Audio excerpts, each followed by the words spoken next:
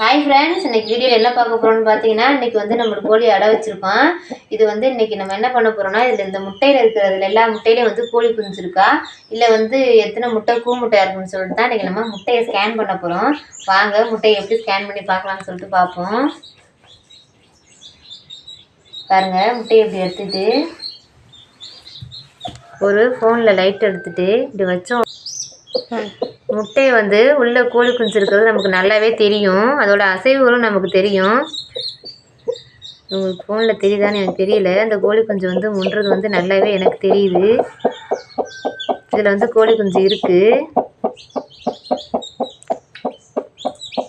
இதில் கோழி குஞ்சு இருக்குது. இருங்க அடுத்த முட்டையை பார்ப்போம். இந்த முட்டையிலையும் வந்து கோழி குஞ்சு இருக்குது. நல்லா பாருங்கள், கோழி உள்ளே வந்து கோழி குஞ்சு வந்து முன்றது நமக்கு நல்லா தெரியுது. இப்படிதான் வந்து முட்டையை வந்து நம்ம ஸ்கேன் பண்ணி பார்க்கலாம். பாருங்கள், இந்த கோழி குஞ்சு உள்ளே அசைகிறது வந்து எப்படி நமக்கு நல்லா தெரியுதுன்ட்டு. ஒரு முட்டையை பார்ப்போம்.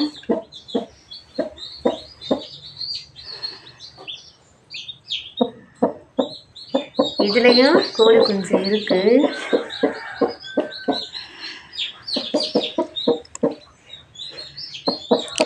இதுலேயும் வந்து கோழி குஞ்சு இருக்குது. இதுலேயும் கொஞ்சம் வந்து நம்ம கோழி குஞ்சு அசைகிறது நல்லாவே நமக்கு தெரியுது. பாருங்கள்,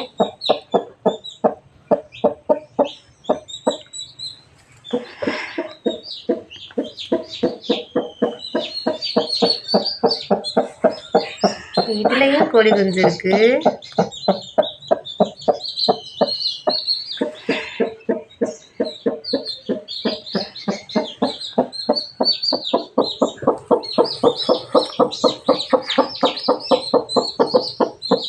இதுவும் கோழி குஞ்சு இருக்குது. ஆனால் வந்து கோழி குஞ்சோட அசைவு வந்து தெரியலை.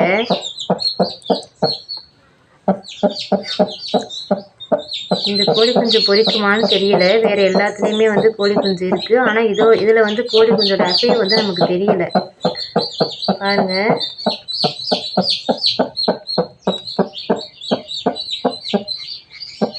அதனால் இது வந்து கூமுட்டையாக இருக்கிறதுக்கு வாய்ப்பு இருக்குது. இப்படி தான் ஃப்ரெண்ட்ஸ் கோழி முட்டையை வந்து ஸ்கேன் பண்ணுறது. கோழி குஞ்சு பொரிச்சதுக்கப்புறமா கர்வாச்சி எத்தனை கோழி குஞ்சு பொரிச்சிருக்குன்னு சொல்லிட்டு அடுத்த வீடியோவில் பார்க்கலாம். வீடியோ பிடிச்சிருந்தா லைக் பண்ணுங்கள், ஷேர் பண்ணுங்கள், மறக்காமல் நம்ம சேனலை சப்ஸ்கிரைப் பண்ணுங்கள். பாய்.